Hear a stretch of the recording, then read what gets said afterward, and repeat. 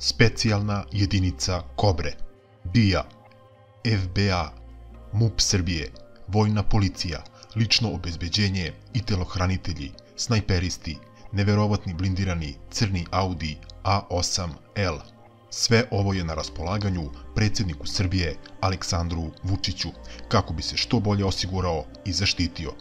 Pa da ne dužimo dalje, pogledajmo malo detaljnije ovo silno obezbeđenje i kako to čuvaju predsjednika Srbije Aleksandra Vučića. Već dugi niz godina predsjednika Srbije obezbeđuje i čuva specijalna jedinica Kobre. Ova elitna vojna jedinica obezbeđuje, pored predsjednika Republike Srbije, i načelnika Generalštaba Vojske Srbije i državne službenike u zavisnosti od nivoa ugrožene bezbednosti. U neposrednom obezbeđenju predsjednika Aleksandra Vučića i njegove porodice pripadnici Kobri su još od 2012. godine, kada je bio ministar odbrane.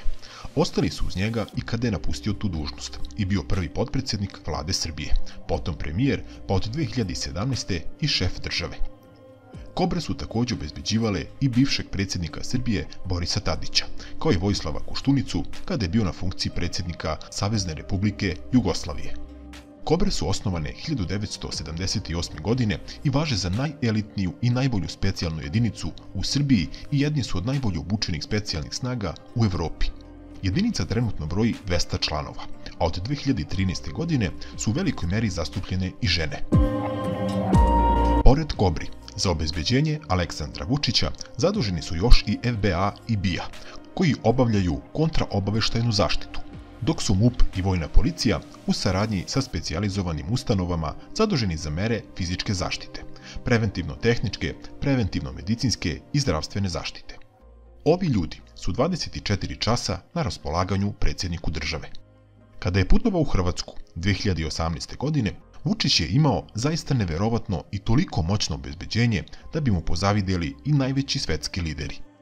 Naime, bilo je uključeno nekoliko stotina ljudi iz svih delova hrvatskog bezbednosnog sistema, od policije u uniformi i civilu, uprave za posebne poslove bezbednosti, bezbednosno-obaveštajne agencije, kao i snajperski timovi antiterorističke jedinice.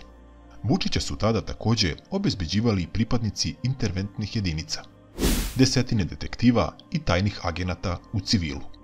Pored svega ovoga, na raspolaganju mu je bilo i blindirano vozilo i poseban tim hitne pomoći, koji mu je bio u neposrednoj blizini, i to sa već dovoljno pripremljenom količinom krvi iste krvne grupe kakvu ima Aleksandar Vučić.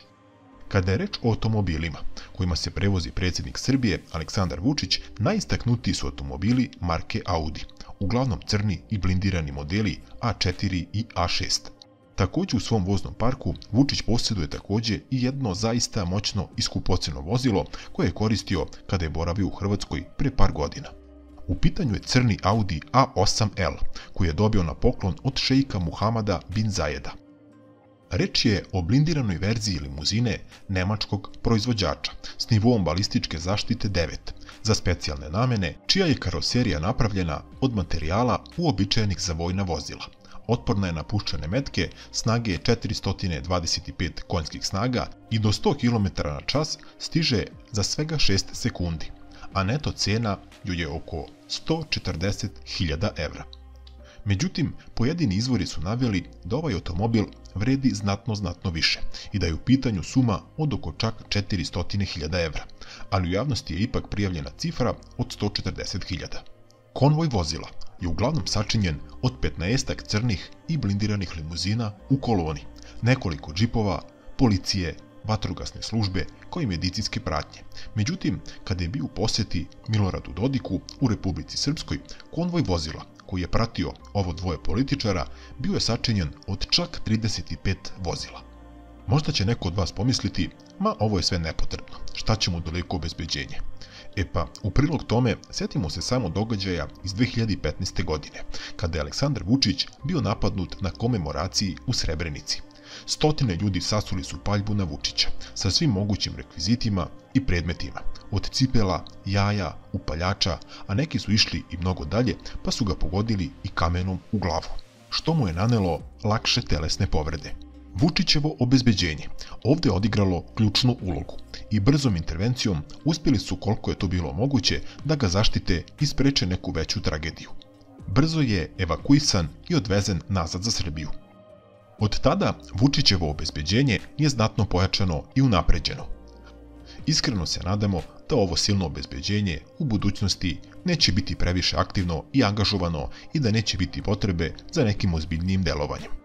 Bilo kako bilo, možemo reći da je predsjednik Srbije Aleksandar Vučić izuzetno dobro čuvan i obezbeđen. Šta vi mislite o ovome? Da li je Vučić dobro čuvan i da li mu zaista treba ovoliko obezbeđenje? Pišite obavezno dole u komentarima vaša mišljenja pa da zajedno prodiskutujemo. Ne zaboravite da se pretplatite na ovaj kanal i obavezno upalite zvonce kako bi vam stizala obaveštenja za svaki naredni klip. A spremam zaista puno zanimljivog i sličnog sadržaja. Pozdrav!